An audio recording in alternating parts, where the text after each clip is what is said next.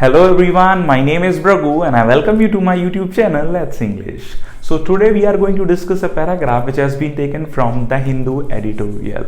So as it is paragraph synthesis or paragraph inflection, so we are going to learn some of the grammatical points which are used in this paragraph. Also, what are the different words which are used in this paragraph we are going to learn. So straight away let's begin today's session. जैसे कि आप देखेंगे you will find a paragraph is already written on the board and we are going to discuss it, right? So शुरू करते हैं. India's decision on Tuesday to block another 43 Chinese mobile applications hardly comes as a surprise, right?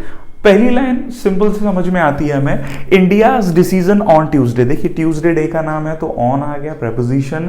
India's decision possession है, apostrophe S आ गया. So India मैं आपको बता चुका हूं पर्सोनिफिकेशन.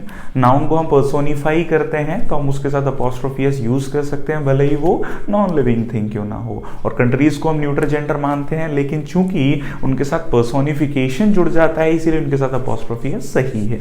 जैसे टाइम हुआ, हम लोगों ने डिस्कस किया था ये नाउन में, मैंने आपको बताया. तो नाउन का जो कंप्लीट सेशन है वो अब डिस्क्रिप्शन में आपको लिंक मिल जाएगा. तो जो लोग पहली बार इस वीडियो को देख रहे हैं ग्रामेटिकल पार्ट को डिस्कस वहां पर हम कर सकते हैं, राइट. चलिए. So India's decision on Tuesday to block another 43 Chinese mobile application hardly comes as a surprise.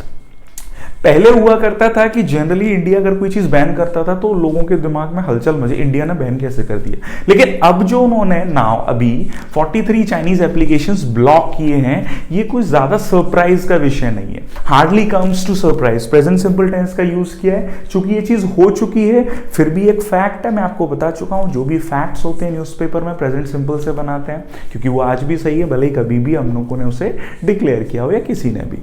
तो हार्डली एडवर्ब का काम कर रहा है. हार्डली मतलब ना के बराबर, कम्स एज अ सरप्राइज. ज्यादा बोलते हैं ना सरप्राइज का विषय हम लोगों के सामने नहीं होता क्योंकि हम पहले भी ऐसा देख चुके हैं. आगे देखिए मेंशन किया है सिंस जून फॉलोइंग एस्केलेशन. देखिए beauty of writing, editorial page की जो ब्यूटी है वो यही है. आप यहां से राइटिंग स्किल्स को इंप्रूव कर सकते हैं. जरा देखिए since June following escalation of tensions with China at the border. Following escalation. अब देखिए एस्केलेशन मतलब एस्केलेटर का काम क्या है, ऊपर जाना और नीचे जाना. जनरली एस्केलेट मतलब बढ़ना. तो following escalations of tension, escalation of tensions with China at the border. यानी जून से ही चाइना से जो बढ़ते हुए तनाव हैं बॉर्डर पर उनको ध्यान में रखते हुए India has blocked over 250 Chinese mobile apps. जो टेंशन्स था बॉर्डर पर हम लोगों ने जून में देखा था एलएसी से रिलेटेड, तो उसी को ध्यान में रखते हुए इंडिया ने पहले ही कितने 250 चाइनीज मोबाइल एप्स ब्लॉक कर दिए. A bunch eight a time, उसी समय right, eight a time. On the grounds, ध्यान दीजिए ऑन द ग्राउंड्स का मतलब मैं आपको बता चुका हूं नाउन में. ग्राउंड मतलब वैसे तो मैदान लेकिन ग्राउंड्स मतलब आधार. तो किस आधार पर ब्लॉक किए? On the grounds that they have been engaging. देखिए प्रेजेंट परफेक्ट टेंस का यूज किया क्योंकि हम उस पॉइंट से लेकर प्रेजेंट तक लेकर आ रहे हैं. टाइम ड्यूरेशन है पहले ही, राइट. तो they have been engaging in activities. किस एक्टिविटीज में वो एप्लीकेशंस एंगेज कर रहे हैं? Which are प्रिजुडिशियल. प्रिजुडिशियल का मतलब प्रिजुडाइज वर्ड से बना है. प्रिजुडिशियल का मतलब क्या होता है? Harmful, detrimental, deleterious, something which is harmful to something, right. तो विच आर प्रिजुडिशियल टू. अब देखिए प्रिजुडिशियल के साथ टू आता है, हार्मफुल के साथ टू यूज करते हैं, fix preposition, right. Harmful to, prejudicials to, right, deleterious to, detrimental to, pernicious to, right. तो इस चीज को ध्यान रखिएगा, fix preposition. Sovereignty and integrity of India, defense of India, security of state and public order.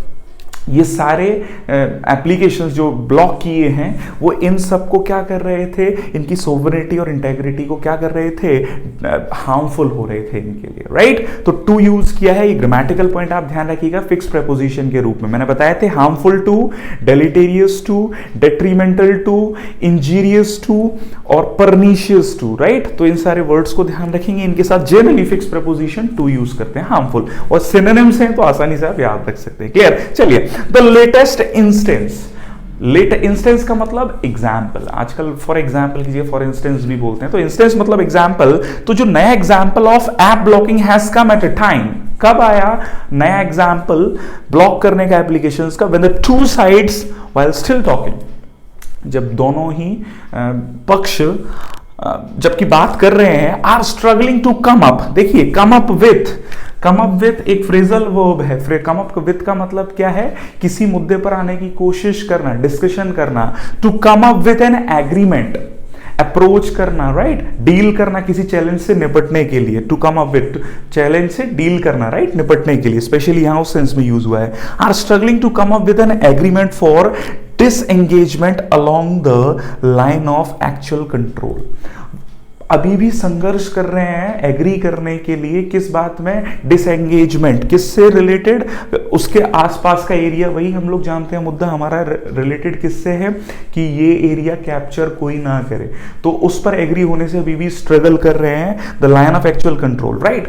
आगे की line देखिए कितना ब्यूटीफुल है, प्रेपोजिशन से शुरू किया, जरा ध्यान दीजिए।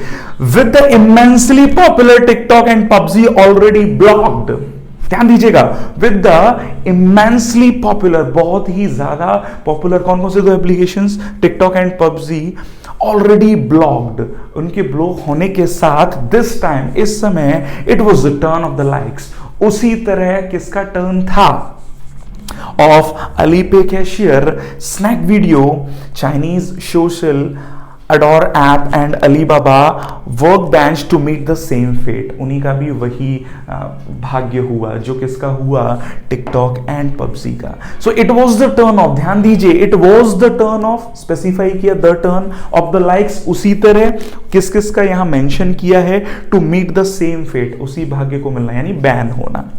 आगे बढ़ते हैं। China not for the first time either, देखिए कितना अच्छे से इस चीज को डिस्क्राइब किया है, not for the first time either, China ने पहली बार ही, आइदर यहां के सेंस में, एम्फोसाइज करने के सेंस में यूज हो रहा है, not for the first time either has charged, पहली बार ही चार्ज नहीं किया इंडिया को, किससे related? With using national security as an excuse to target Chinese apps. यानी चाइना का क्या कहना है कि ये इंडिया ना पहली बार ही ऐसा नहीं किया है कि चाइनीज एप्स को बैन करना, किस मुद्दे, किस एक्सक्यूज को देते हुए? नेशनल सिक्योरिटी को, ऐसा पहली बार इंडिया नहीं किया है, राइट। तो आप देखिए यहां प्रेजेंट परफेक्ट टेंस क्यों यूज हुआ? पहले भी बात हुई और अभी भी हुई, तो देखिए इफेक्ट है, मैं आपको यही बात बोलता हूं, प्रेजेंट परफेक्ट कंटीन्यूअस मतलब इफेक्ट, किसी काम का इफेक्ट प्रेजेंट तक हो, कंटीन्यूअस कब जारी हो और केवल स्टेट बतानी है तो परफेक्ट टेंस, राइट। तो इस चीज को ध्यान देंगे। आगे देखते हैं, right. Zhao Lijian, spokesperson of the Chinese Foreign Ministry, has asked India, क्या कहा है उन्होंने? जो स्पोक्स पर्सन है चाइनीज फॉरेन मिनिस्ट्री के, has asked India to correct its discriminatory approach, अपनी जो भेदभाव वाली अप्रोच है उसको करेक्ट करे, and avoid causing further damage to bilateral cooperation, और आने वाले जो बायलैटरल कोऑपरेशन में उनमें जो डैमेज होना है उसे अवॉइड करे। अब देखिए ग्रामेटिकल पॉइंट, अवॉइड के बाद क्या आ रहा है? कॉजिंग।